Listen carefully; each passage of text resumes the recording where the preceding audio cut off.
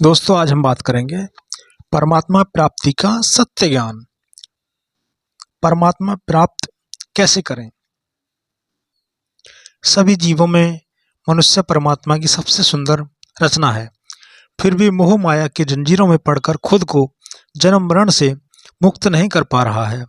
सतगुरु कबीर साहब ने कहा है, मनुष्य बुद्धि में के द्वारा परमात्मा को पा सकता है। परमात्मा को पाना बहुत ही सरल है, लेकिन ढोंगी गुरुओं के गलत ज्ञान के कारण हम सभी साधना न कर पाने के कारण परमात्मा से दूर होते जा रहे हैं। कबीर साहब ने कहा है, परमात्मा शरीर के बाहर नहीं मिलेगा। अगर परमात्मा को पाना चाहते हैं तो तुम्हें खुद में ही ढूंढना होगा, क्योंकि साहब कहते हैं, जीव को कोई जन्म मरण में नहीं फंसाता है, जीव स्वयं जन्म मरण के बंधनों में फंसता है। जीव अपने कर्मों के आधार पर स्वर्ग नरक भोगता है। साहब कहते हैं, तुम ही परमात्मा का अंश हो, तुम्हारे अंदर अनंत ऊर्जा है, परमात्मा का अंश तुम्हारे अंदर है, इसलिए तुम ही परमात्मा हो। जिसे तुम ईश्वर या परमात्मा कहते हो, वो ईश्वर परमात्मा तुम ही हो। साहब कहते हैं, राजन, पुरुषों में जगत का सत्य की बात नहीं जानते, झूठ पर विश्वास करते हैं। साहब ने कहा, स्वयं को पहचानना तुम्हारी चेतना अमर है, इसलिए अपने आप को पहचानो। साहब ने कहा है, धर्म का अनुसरण करने वाले लोग सुबह स्नान करते हैं और जीव धारियों की हत्या करने वाले लोग पत्थरों की पूजा करते हैं। साहब ने कहा, जीवों की हत्या करने वाले परमात्मा को कभी नहीं पा सकते। साहब कहते हैं, जिसे तुम बाहर खोज रहे हो वह तुम्हारे अंदर ही है।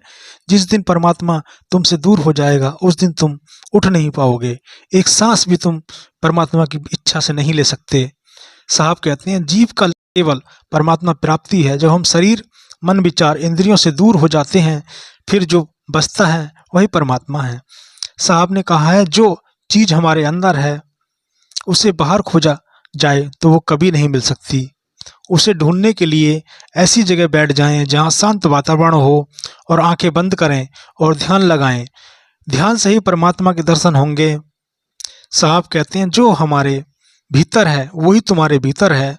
सबके अंदर समान ऊर्जा है, तनिक भी के बराबर भी अंतर नहीं है। परमात्मा सबके भीतर समान है। साहब कहते हैं, लोभ क्रोध अहंकार काम, मन की चंचलता जब तक मन में रहेगी तब तक परमात्मा के दर्शन नहीं होंगे। इन विकारों को त्यागने के बाद ही परमात्मा को प्राप्त किया जा सकता है। इन पांचों विकारों को त्यागना ही पड़ेगा। साहब कहते हैं, मानव शरीर के अनंत पंखड़ियों वाले कमल हैं, उन्हें जगाने की जरूरत है। इन पंखड़ियों को हम चक्र भी कहते हैं।